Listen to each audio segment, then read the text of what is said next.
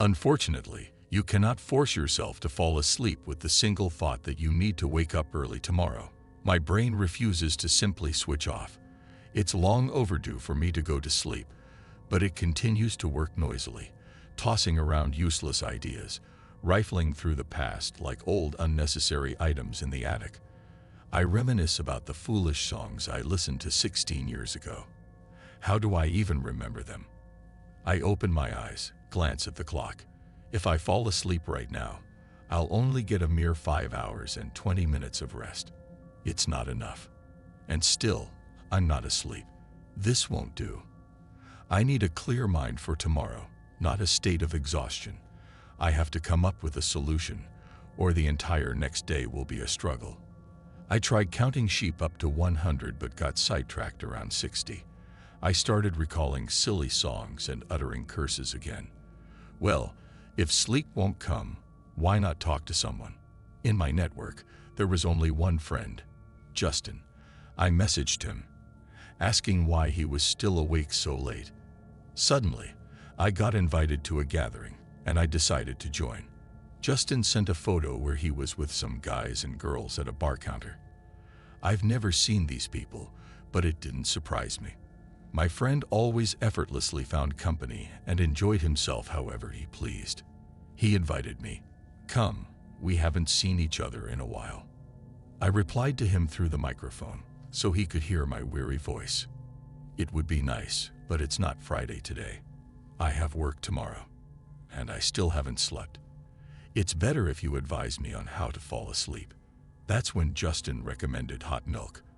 I didn't know who Anna was, but I decided to follow her advice. There was still some milk in the fridge, and I accidentally brought it to a boil in the microwave, so I had to sip it in small amounts. Outside, silence had settled long ago. Not even the wind was stirring. My courtyard resembled a static picture, frozen in time. I drank the milk and gazed at other people's windows. Not a single apartment had lights on. Everyone had long been asleep. On the bench in front of the house, there was no one. The trash bin was empty. But this I had never noticed before. Beyond the sidewalk, on the vacant land, stood an old yellow carousel. It seemed out of place since the playground was in another part of the courtyard. This carousel looked like a remnant from bygone times. From above, it appeared as a large metal cross with no plastic elements, and the seats were wooden. I thought that if I spun this cumbersome thing vigorously and then fell, I could fatally injure myself. Such structures were quite dangerous. In my childhood, I often scraped my elbows and knees on these playgrounds, and even got hit on the head by the swings a couple of times. And why hadn't they removed this carousel? Perhaps they just forgot. I hadn't noticed it. It was tucked away in a secluded spot, visible to everyone only from above.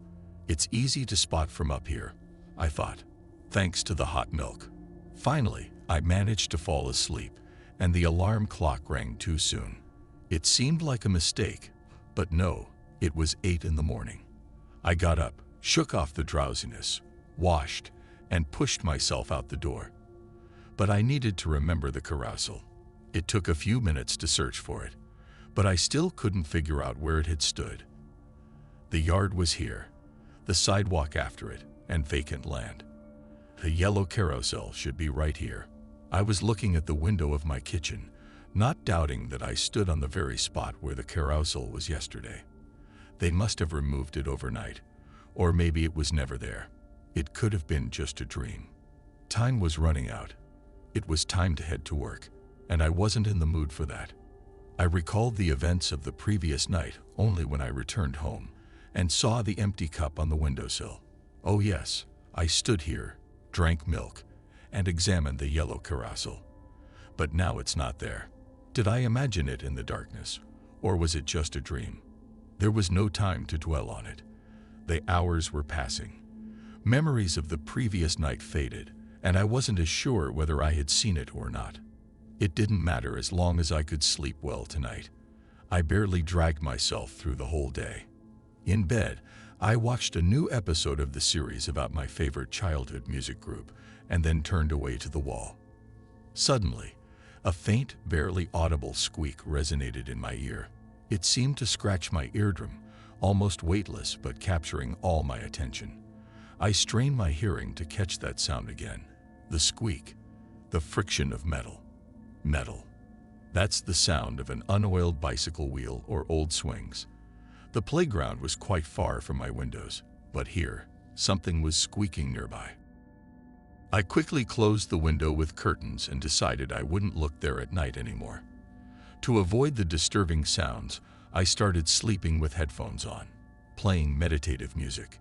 It was an effective way to fall asleep until the squeaking started to pierce through the melody. I tried to focus on the music, covered my head with a pillow, but the carousel's squeak grew more frequent and louder, not only frightening but also infuriating. Every night, the cursed squeak interfered with my sleep, as if the specter above me was mocking, trying to drive me insane. Or maybe I was already mad to hear all of this. If I opened the kitchen window, everything would vanish. There was nothing to fear. My inner dialogue raced with indignation. I wanted to shout, "Enough with the squeaking," as if it were done not by a terrifying pumpkin-headed creature, but by an overexcited child. It spun on the carousel, smiling and giggling. I had barely turned the handle when the creature noticed me, tapping its shoes on the ground. It stopped the carousel, its slanted eyes unmistakably fixing on my window, directly at me. The expression on its face shifted from a foolish grin to fear. Its chubby lips trembled, and the entire figure shook. Who looked more grotesque, it or me? Unexpectedly, I managed to frighten the one who usually instilled terror. As he was about to scream, I yanked the frame, and he disappeared along with the carousel. I kept it all a secret. I didn't want to be labeled as someone obsessed with the supernatural. The next night, I heard the squeak again, but now it had changed. The sounds became subdued and deliberate. No more laughter or haste. It turned into a quiet metal whine. I felt satisfied with myself, thinking that the creature had become cautious or maybe even scared to make noise. I wondered if I should peek and see how it cautiously approached. Perhaps I should threaten it with a fist to make it quiet altogether. I glanced through the kitchen window. There it was, the yellow carousel. But what happened to its eternal passenger? His head was missing. His body rotated on the seat, a rough stump on his neck, blood spurting like a fountain, soaking into the absurd clothing, watering the earth around. It was the most horrifying sight I had ever witnessed. Then, the squeaks ceased forever. I never heard them at night again, but the thoughts lingered, preventing me from sleeping peacefully. Now, through the kitchen window, I only saw the empty carousel. Like the first time, I gazed, unsure whether to trust my mind and eyes. I had to figure out whether it was me or something wrong with that spot beyond the sidewalk. At night, I ventured out to inspect the vacant lot. I illuminated the area with a flashlight, kicked the ground with my boot, muttered something bizarre, and found a buried piece, a pipe or a bearing support for the carousel. It confirmed its existence here once. I couldn't have known it. It reassured me. My sanity remained intact. Even my soul felt lighter. However, this didn't negate the strange happenings around me. As I prepared to head home, I suddenly glanced at my windows. My legs weakened in the kitchen. Someone was there. It was the creature embodying all possible ugliness. Its smile gleamed with malice, and its glowing eyes chilled to the bone. In its hands, it held the severed head of the creature that loved riding the carousel. He seemed to flaunt the dead, swollen face as a trophy. No matter how terrifying the carousel enthusiast was, this ominous revenant was far more horrifying. He always lived in my apartment, visible only through this magical window that worked both ways. It was cold outside. I wore a light jacket, but going back home was not an option now. The executioner was there, and I called Justin. Fortunately, he was at home. I asked to stay overnight, explaining that the situation was desperate, promising to explain everything. My friend didn't refuse shelter. I feared he wouldn't believe me, dismissing everything as stress-induced. Justin listened to my account, and posed a question that hadn't occurred to me. If the carousel existed long ago, then perhaps everything I witnessed was also from the past. He referenced verses about walls remembering, windows seeing, and each cracked morning. Suppose your window wants to tell you about a horrific event, presenting images and sounds from the past. I hadn't considered checking if it had any connection to the carousel that once stood in your courtyard. My friend became intrigued, and the next day, we approached my neighbors, especially the older ones, to gather information about the peculiarities of this place in the late 80s. We learned a lot, discovering that at the end of the 1980s, something terrible had happened here, still discussed to this day, as such events are never forgotten. It had become a local legend. However, as a recent resident, I hadn't heard about it. A man lived here. Nobody remembered his name. Everyone called him Ted, noting his physical peculiarity: a head as large as a pumpkin on a body as thin as a twig. While mentally underdeveloped, he remained a perpetual child. The playground was his favorite spot for recreation. He sought no company and tried not to disturb anyone, playing alone in the sandbox, spinning on the carousel until midnight or even 1 a.m.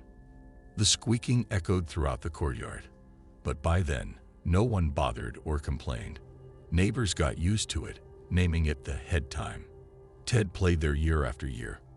However, someone found his presence bothersome. One morning, people discovered Ted's beheaded body on the carousel. It seemed someone had swung his head off, and he remained oblivious to it, still sitting in his place.